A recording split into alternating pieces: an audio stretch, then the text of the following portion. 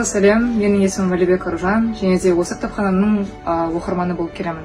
Бұл жерге 6-7 жасымнан атамен бірге келіп тұратын едім. Қазір өзімнің сіңілімді осы жерге кітап алуға алып келдім. Менің ойымша, балаларды кіші жасынан бастап осы кітаптарды оқытуға үйрету керек деп есептеймін. Және де осы аяруға қазір 2,5 жаста осыған кітап алуға келдік.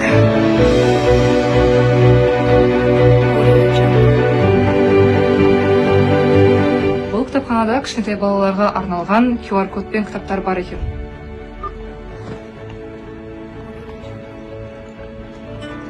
Қайшаның бастан кешкендер, Алматы қаласы, ары-бері өткен көліктерде сан жоқ.